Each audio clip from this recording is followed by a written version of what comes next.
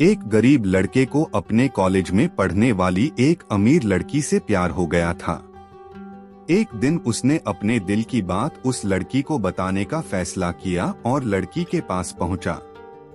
उसे पता नहीं था कि उस लड़की को पैसों का बहुत घमंड है और गरीबों को वह नीची निगाह से देखती है। उसने जब उससे प्यार का इजहार किया तो वह उसे नीचा दिखाकर बोली, मेरी लिपस्टिक खरीदने की भी तुम्हारी औकात नहीं है, चले हो प्यार करने। मैं तुम जैसे फटीचर से प्यार नहीं कर सकती। लड़के को बहुत बुरा लगा। वह चुपचाप वापस चला गया। कॉलेज खत्म हो गया। सब अपनी अपनी जिंदगी में आगे बढ़ गए। 10 साल बाद अचानक एक शॉपिंग मॉल में लड़की उस लड़के से टकरा गई और उसे कॉलेज की बात याद आ गई। वह फिर लड़के को नीचा दिखाते हुए बोली, अरे तुम तो वही हो जिसने कॉलेज में मुझे प्रपोज किया था। क्या कर रहे हो आजकल? खैर, जो भी कर रहे हो। मैं तुम्हें बता दूं कि मेरी शादी हो गई है और मेरे हस्बैंड एक बहुत बड़ी कंपनी में मैनेजर हैं। महीने के 5 लाख कमाते हैं। वैसे तुम्हारी सैलरी कितनी है? 15,000 भी कमाते हो या नहीं?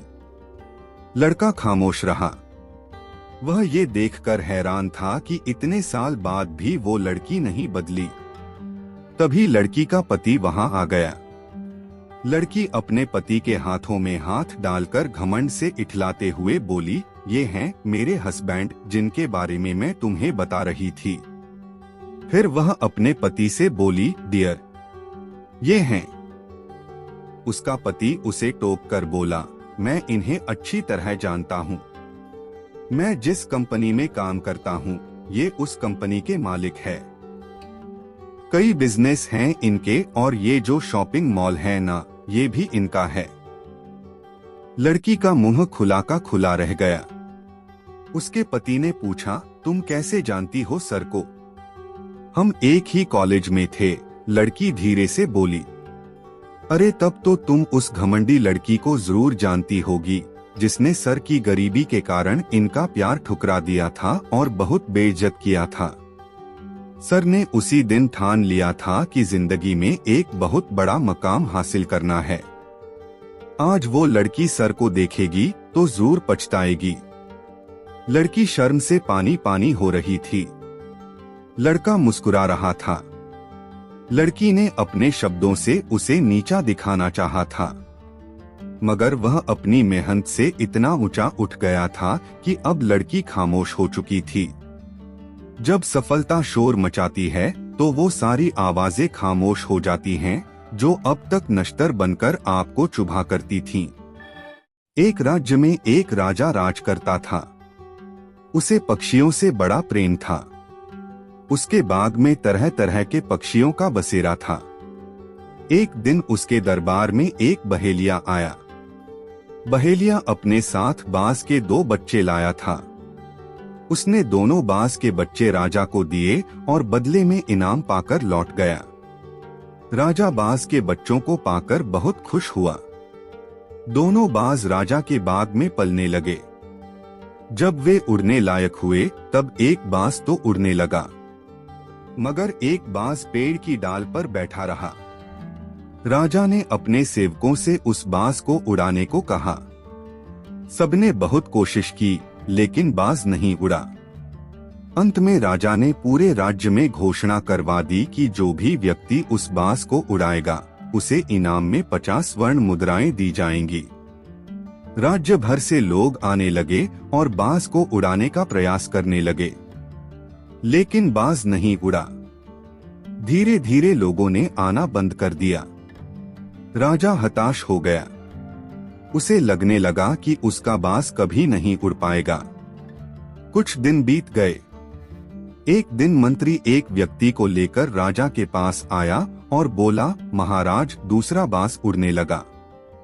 राजा ने चकित होकर पूछा, कैसे? महाराज, इस व्यक्ति ने ये कर दिखाया। मंत्री व्यक्ति की तरफ इशारा करके बोला। राजा ने उस व्यक्ति से पूछा, बताओ तुमने ये कैसे किया? कैसे तुमने बाज को उड़ाया? व्यक्ति बोला, महाराज, मैंने वो डाल ही काट दी जिस पर बाज बैठा हुआ था। हम सफलता की ऊंची उड़ान भरना तो चाहते हैं, लेकिन अपने सुविधा क्षेत्र से बाहर निकलना नहीं चाहते।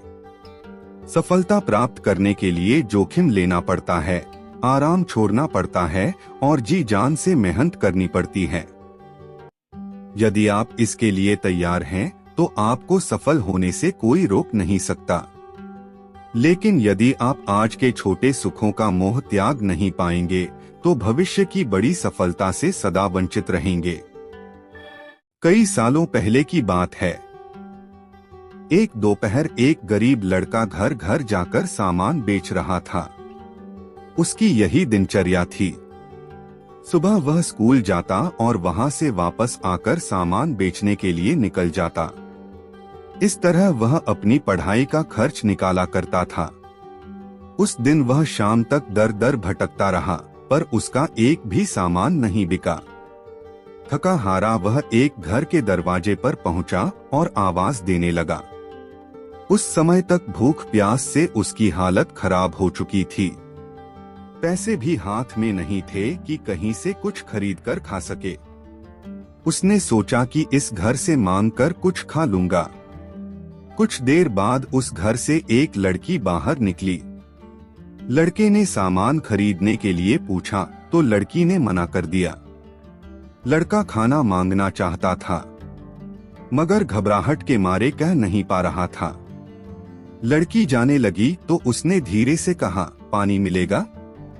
लड़की अंदर जाकर जब लौटी तो उसके हाथ में दूध का गिलास था।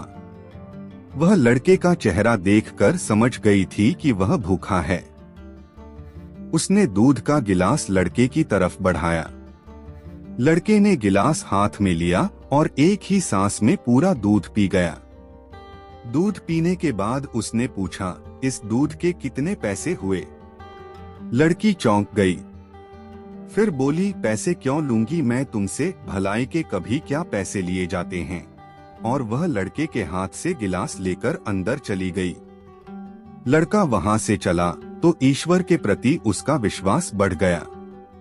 उसे लगने लगा कि दुनिया में अब भी इंसानियत बाकी है। उसे इस घटना ने एक अच्छा इंसान बनने की प्रेरणा दी। कई साल बीत गए। जिस लड़की ने उस लड़के को दूध का गिलास दिया था, एक बार वह बहुत बीमार पड़ गई। उसे शहर के अस्पताल में भर्ती कराया गया। उसकी हालत बिगड़ती जा रही थी। तब शहर के नामी डॉक्टर हॉवर्ड केली को बुलाया गया। डॉक्टर हॉवर्ड केली जब अस्पताल पहुंचे और उस लड़की को देखा तो एक धुंधली याद उनके ज़हन में आई। एक लड़की जिसने एक दोपहर एक गरीब लड़के को दूध का गिलास दिया था। वह लड़का अब बड़ा होकर डॉक्टर बन गया था, डॉक्टर हॉवर्ड केली। उन्होंने उस लड़की को बचाने की भरपूर कोशिश की। उन्होंने उसका ऑपरेशन किया और ऑपरेशन के बाद लड़की की सेहत में सुधार होने लगा। कुछ दिनों में वह पूरी तरह ठीक हो गई।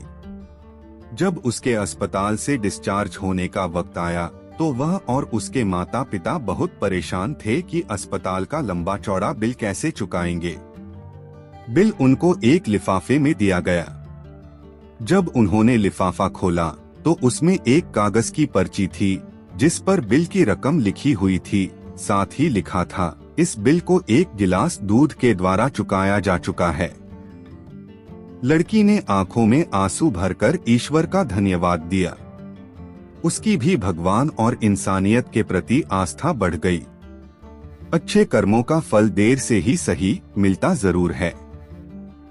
अतः निस्वार्थ भाव से सदा अच्छे कर्म करने चाहिए। ईश्वर पर भरोसा रखें और इंसानियत पर भी। एक दिन जब ऑफिस के सभी कर्मचारी ऑफिस पहुंचे तो उन्हें दरवाजे पर एक पर्ची चिपकी हुई मिली। उस पर लिखा था, कल उस इंसान की मौत हो गई जो कंपनी में आपकी प्रगति में बाधक था। उसे श्रद्धांजलि देने के लिए सेमिनार हॉल में एक सभा आयोजित की गई है। ठीक 11 बजे श्रद्धांजलि सभा में सबका उपस्थित होना अपेक्षित है। अपने एक सहकर्मी की मौत की खबर पढ़कर पहले तो सभी दुखी हुए, लेकिन कुछ देर बाद उन सब में ये जिज्ञासा उत्पन्न होने लगी कि आखिर वह कौन था जो उनकी और कंपनी की प्रगति में बाधक था। 11 बजे सेमिनार हॉल में कर्मचारियों का आना प्रारंभ हो गया।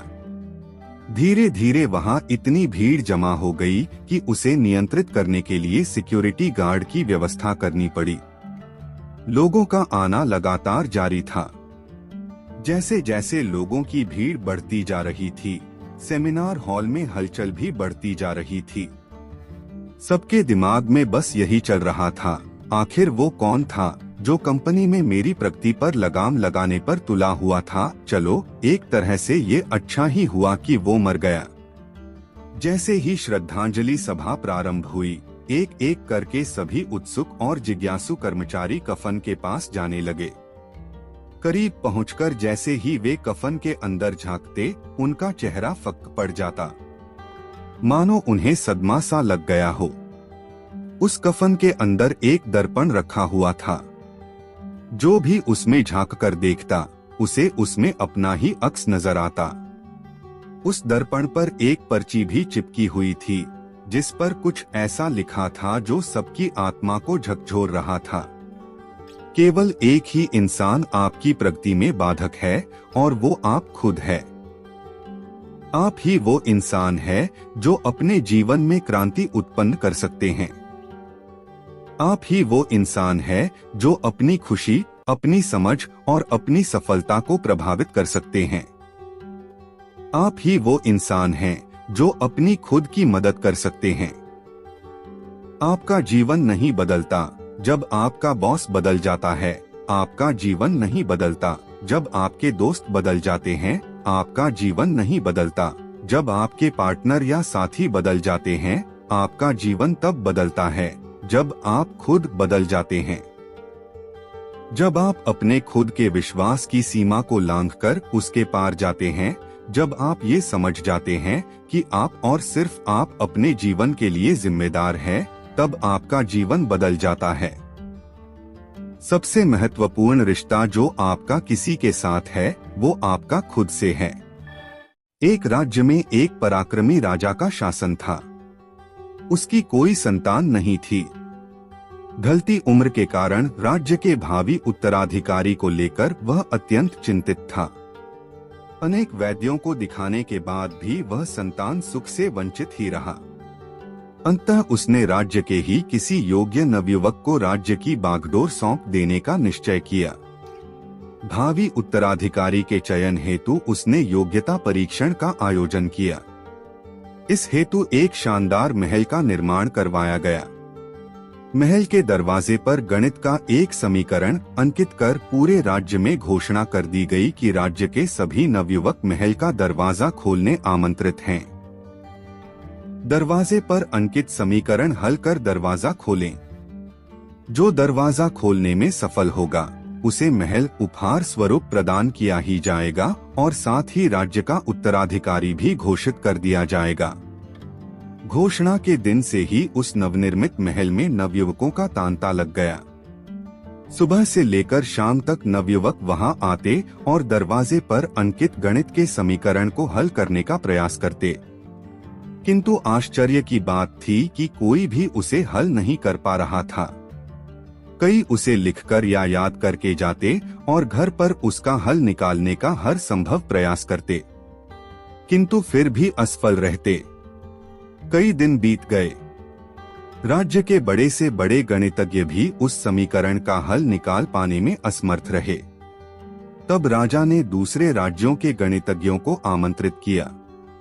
दूसरे राज्य के गणितज्ञ आए और गणित का वह समीकरण हल करने लगे। जैसे जैसे दिन ढलता गया, एक एक करके गणितज्ञ वहां से जाते गए। अंत में मात्र 3 लोग शेष बचे। उनमें से 2 दूसरे राज्य के गणितज्ञ थे, किंतु तीसरा गांव का एक साधारण सा युवक था। दोनों गणितज्ञ जहां गणित का समीकरण हल करने में लगे हुए थे, वहां युवक एक कोने में खड़ा होकर उन्हें देख रहा था। राजा ने जब उसे यूं ही खड़ा देखा तो पास बुलाकर पूछा, तुम दरवाजे पर अंकित समीकरण हल क्यों नहीं कर रहे? युवक बोला, महाराज, मैं तो बस यूं ही इन नामी गिरामी गणितज्ञों को देखने आया हूँ। ये अपने राज्यों के इतने बड़े गणितज्ञ हैं, इन्हें समीकरण हल करने दीजिए। यदि इन्होंने हल निकाल लिया तो राज्य के उत्तराधिकारी बन जाएंगे। इससे बड़ी खुशी की बात और क्या होगी? यदि ये समीकरण हल नहीं कर पाए तब मैं कोशिश करके देखूंगा। इतना कहकर युवक एक कोने में खड़े होकर गणितज्ञों को देखने लगा। पूरा दिन निकल गया और शाम घिर आई, किंतु दोनों गणितज्ञ समीकरण हल नहीं कर पाए। उनके मस्तिष्क में पूरे दिन मात्र एक ही प्रश्न घूम रहा था कि आखिर इस समीकरण में ऐसा भी क्या है, कैसे ये हल होगा, कैसे महल का ये दरवाजा खुलेगा। पूरा प्रयास करने के बाद भी वे समीकरण हल नहीं कर पाए। जब उन्होंने हार मान ली तो कोने में खड़ा युवक दरवाजे के पास गया और जाकर उसे धीरे से धक्का दे दिया। जैसे ही उसने दरवाजे को धक्का दिया, दरवाजा खुल गया। दरवाजा खुलते ही लोग उससे पूछने लगे कि तुमने ऐसा क्या किया कि महल का दरवाजा खुल गया? युवक बोला, जब सबको गणित का समीकरण हल करते देख रहा था तो मेरे दिमाग में विचार आया कि हो सकता है कि दरवाजा खोलने का कोई समीकरण ही न हो, इसलिए मैं गया और सबसे पहले जाकर दरवाजे को धक्का दे दिया। दरवाजा खुल गया। दरवाजा खोलने का कोई समीकरण था ही नहीं। उसका उत्तर वहां उपस्थित राजा ने भी सुना और बहुत प्रसन्न हुआ। उसने युवक को वह महल भी दिया और राज्य का भावी उत्तराधिकारी भी घोषित किया। जिंदगी में हम कई बार ऐसी परिस्थिति में फंस जाते हैं जब हमें लगता है कि हमारे सामने पहाड़ जैसी समस्या है, जबकि वास्तव में कोई समस्या होती ही नहीं, या होती भी है तो बहुत ही छोटी सी, लेकिन हम उसे बहुत बड़ा बनाकर उसमें उलझे रहते हैं। बाद में उस समस्या का समाधान अपने आप ही निकल जाता है या फिर थोड़े से प्रयास के बाद। तब हमें एहसास होता है कि इतनी सी समस्या के लिए हमने कितना समय बर्बाद कर दिया। समस्या सामने आने पर विचलित न हो, शांति से सोचे और फिर समाधान करने का प्रयास करें। एक दिन की बात है। एक किसान अपने खेत के पास स्थित अनाज की कोठी में काम कर रहा था। काम के दौरान उसकी घड़ी कहीं खो गई। वह घड़ी उसके पिता द्वारा उसे उपहार में दी गई थी। इस कारण उससे उसका भावनात्मक लगाव था। उसने वह घड़ी ढूंढने की बहुत कोशिश की, कोठी का हर कोना छान मारा, लेकिन घड़ी नहीं मिली। हताश होकर वह कोठी से बाहर आ गया। वहां उसने देखा कि कुछ बच्चे खेल रहे हैं। उसने बच्चों को पास बुलाकर उन्हें अपने पिता की घड़ी खोजने का काम सौंपा। घड़ी ढूंढ निकालने वाले को इनाम देने की घोषणा भी की। इनाम के लालच में बच्चे तुरंत मान गए। कोठी के अंदर जाकर बच्चे घड़ी की खोज में लग गए। इधर उधर, यहाँ वहाँ, हर जगह खोजने पर भी घड़ी नहीं मिल पाई। बच्चे थक गए और उन्होंने हार मान ली। किसान ने अब घड़ी मिलने की आस खो दी। बच्चों के जाने के बाद वह कोठी के बाहर उदास खड़ा था। तभी एक बच्चा वापस आया और किसान से बोला कि वह एक बार फिर से घड़ी ढूंढने की कोशिश करना चाहता था। किसान ने हामी भर दी। बच्चा कोठी के भीतर गया और कुछ ही देर में बाहर आ गया। उसके हाथ में किसान की घड़ी थी। जब किसान ने वह घड़ी देखी तो बहुत खुश हुआ। उसे आश्चर्य हुआ कि जिस घड़ी को ढूंढने में सब नाकामयाब रहे, उसे उस बच्चे ने कैसे ढूंढ निकाला। पूछने पर बच्चे ने बताया कि कोठी के भीतर जाकर वह चुपचाप एक जगह खड़ा हो गया और सुनने लगा। शांति में उसे घड़ी की टिक टिक की आवाज सुनाई पड़ी और उस आवाज की दिशा में खोजने पर उसे वह घड़ी मिल गई। किसान ने बच्चे को शाबाशी दी और इनाम देकर विदा किया। शांति हमारे मन और मस्तिष्क को एकाग्र करती है और यह एकाग्र मन स्थिति जीवन की दिशा निर्धारित करने में सहायक है। इसलिए दिन भर में कुछ समय हमें अवश्य निकलना चाहिए जब हम शांति से बैठकर मनन कर सकें। अन्यथा शोरगुल भरी इस दुनिया में हम उलझकर रह जाएंगे। हम कभी न खुद को जान पाएंगे, न अपने मन को डोट, बस दुनिया की भेड़ चाल में चलते चले जाएंगे। जब आंख खुलेगी तो बस पछतावा होगा कि जीवन की ये दिशा हमने कैसे निर्धारित कर ली। हम चाहते तो कुछ और थे, जबकि वास्तव में हमने तो वही किया जो दुनिया ने कहा। अपने मन की बात सुनने को तो हमने समय ही नहीं निकाला। एक गांव में एक किसान रहता था। एक बार उसे कहीं से बांस का एक अंडा मिला। उसने वह अंडा मुर्गी के अंडों के साथ रख दिया।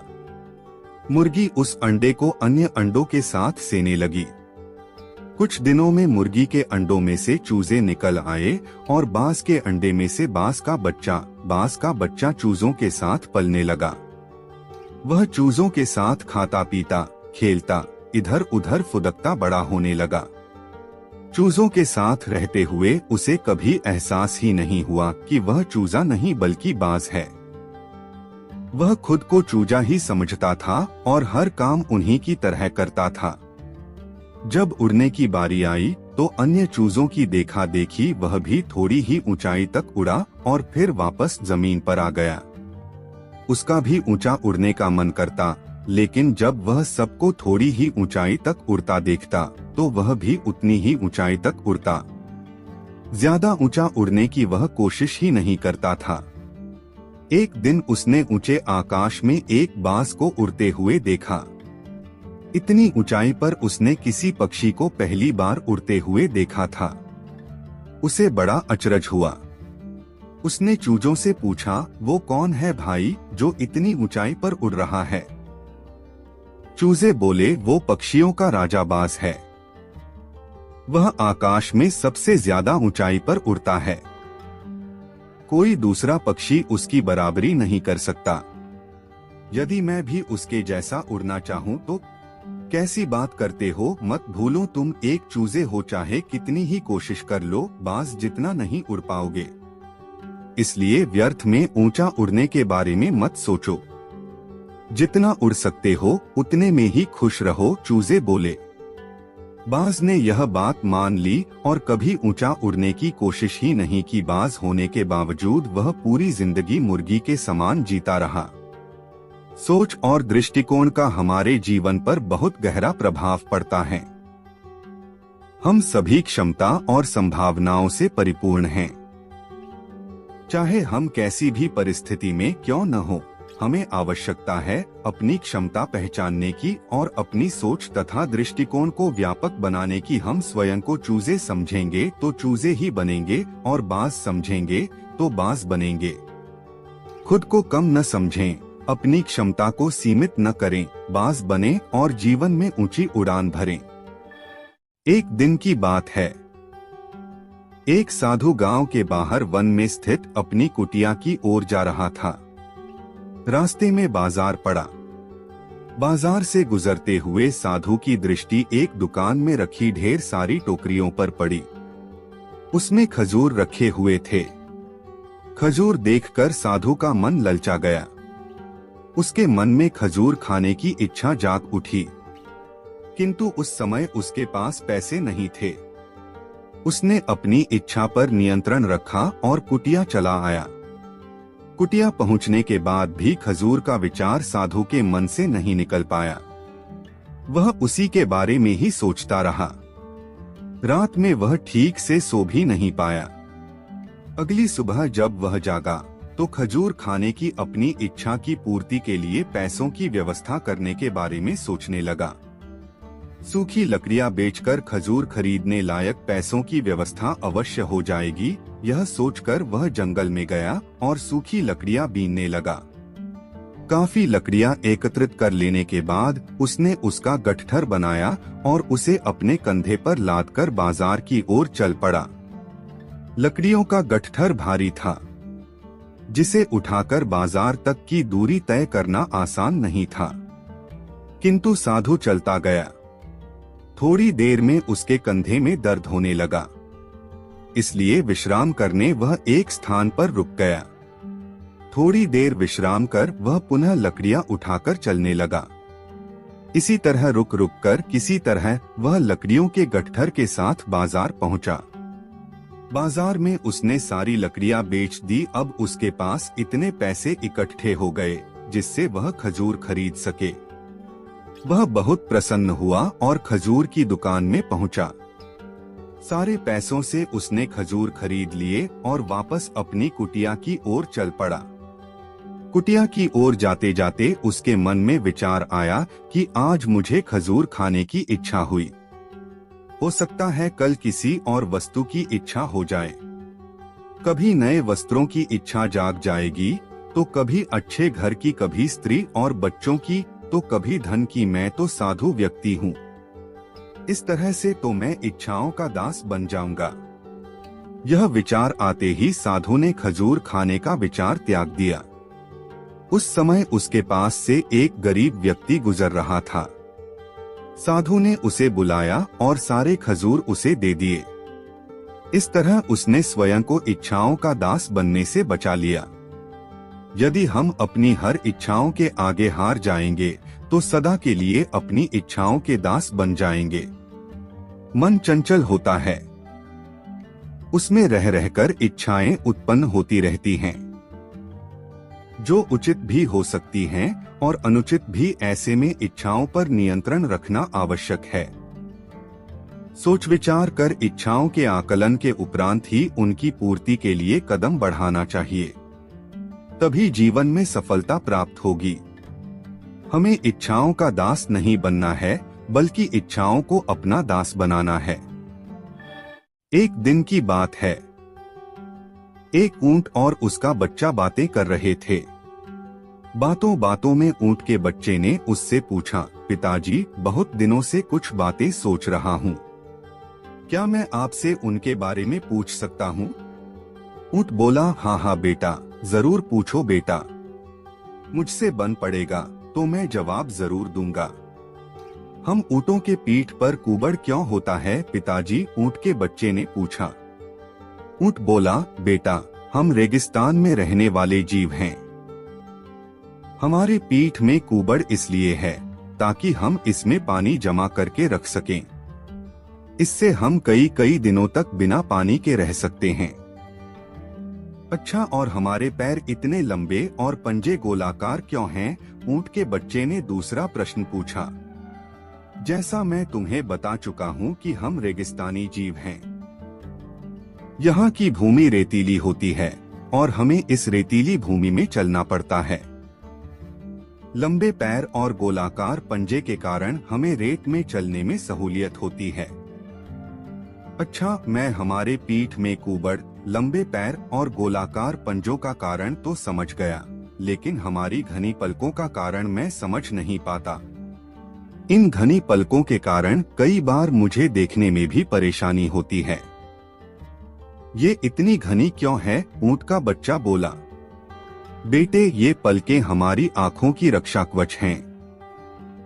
ये रेगिस्तान की धूल से हमारी आंखों की रक्षा करते हैं। अब मैं समझ गया कि हमारी पीठ में कुबड़ पानी जमा कर रखने, लंबे पैर और गोलाकार पंजे रेतीली भूमि पर आसानी से चलने और घनी पलकें धूल से आंखों की रक्षा करने के लिए है। ऐसे में हमें तो रेगिस्तान में होना चाहिए ना पिताजी? फिर हम लोग इस चिड़ियाघर में क्या कर रहे हैं? प्राप्त ज्ञान, हुनर और प्रतिभा तभी उपयोगी हैं जब आप सही जगह पर हैं, अन्यथा सब व्यर्थ है। कई लोग प्रतिभावान होते हुए भी जीवन में सफल नहीं हो पाते क्योंकि वे सही जगह, क्षेत्र पर अपनी प्रतिभा का इस्तेमाल नहीं करते। अपनी प्रतिभा व्यर्थ जाने मत दें। एक मकड़ी अपना जाला बनाने उपयुक्त स्थान की तलाश में थी। वह चाहती थी कि उसका जाला ऐसे स्थान पर हो जहां ढेर सारे कीड़े मकोड़े और मक्खियां आकर फंसे। इस तरह वह मजे से खाते पीते और आराम करते अपना जीवन बिताना चाहती थी।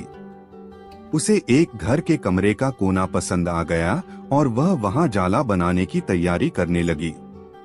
उसने जाला बुनना शुरू ही किया था कि वहां से गुजर रही एक बिल्ली उसे देख जोर जोर से हंसने लगी। मकड़ी ने जब बिल्ली से उसके हंसने का कारण पूछा तो बिल्ली बोली, मैं तुम्हारी बेवकूफी पर हंस रही हूँ। तुम्हें दिखाई नहीं पड़ता कि ये स्थान कितना साफ सुथरा है? यहाँ न कीड़े मकोड़े हैं, न ही मक्खियाँ। तुम्हारे जाले में कौन फंसेगा? बिल्ली की बात सुनकर मकड़ी ने कमरे के उस कोने में जाला बनाने का विचार त्याग दिया और दूसरे स्थान की तलाश करने लगी। उसने घर के बरामदे से लगी एक खिड़की देखी और वह वहां जाला बुनने लगी। उसने आधा जाला बुनकर तैयार कर लिया था, तभी एक चिड़िया वहां आई और उसका मजाक उड़ाने लगी। अरे, तुम्हारा दिमाग खराब हो गया है क्या? जो इस खिड़की पर जाला बुन रही हो, तेज हवा चलेगी और तुम्हारा जाला उड़ जाएगा। मकड़ी को चिड़िया की बात सही लगी। उसने तुरंत खिड़की पर जाला बुनना बंद किया और दूसरा स्थान ढूंढने लगी। ढूंढते ढूंढते उसकी नजर एक पुरानी अलमारी पर पड़ी। उस अलमारी का दरवाजा थोड़ा खुला हुआ था। वह वहां जाकर जाला बुनने लगी। तभी एक कॉकरोच वहां आया और उसे समझाइश देते हुए बोला, इस स्थान पर जाला बनाना व्यर्थ है। यह अलमारी बहुत पुरानी हो चुकी है। कुछ ही दिनों में इसे बेच दिया जाएगा। तुम्हारी सारी मेहनत बेकार चली जाएगी। मकड़ी ने कॉकरोच की समझाइश मान ली और अलमारी में जाला बनाना बंद कर दूसरे स्थान की खोज करने लगी। लेकिन इन सब के बीच पूरा दिन निकल चुका था। वह थक गई थी और भूख प्यास से उसका हाल बेहाल हो चुका था। अब उसमें इतनी हिम्मत नहीं रह गई थी कि वह जाला बना सके। थक-हार कर वह एक स्थान पर बैठ गई। वहीं एक चींटी भी बैठी हुई थी। थकी हारी मकड़ी को देख चींटी बोली, मैं तुम्हें सुबह से देख रही हूँ। तुम जाला बुनना शुरू करती हो और दूसरों की बातों में आकर उसे अधूरा छोड़ देती हो। जो दूसरों की बातों में आता है, उसका तुम्हारे जैसा ही हाल होता है। चींटी की बात सुनकर मकड़ी को अपनी गलती का एहसास हुआ और वह पछताने लगी। अक्सर ऐसा होता है कि हम नया काम शुरू करते हैं और नकारात्मक मानसिकता के लोग आकर हमें हतोत्साहित करने लगते हैं। वे भविष्य की परेशानियां और समस्याएं गिनाकर हमारा हौसला तोड़ने की कोशिश करते हैं। कई बार हम उनकी बातों में आकर अपना काम उस स्थिति में छोड़ देते हैं जब वह पूरा होने की कगार पर होता है और बाद में समय निकल जाने पर हम पछताते रह जाते हैं। आवश्यकता है कि जब भी हम कोई नया काम शुरू करें तो पूर्ण सोच विचार कर करें और उसके बाद आत्मविश्वास और दृढ़ निश्चय के साथ उस काम में जुट जाएं। काम अवश्य पूरा होगा। जीवन में सफलता प्राप्त करनी है तो लक्ष्य के प्रति ऐसा ही दृष्टिकोण रखना होगा।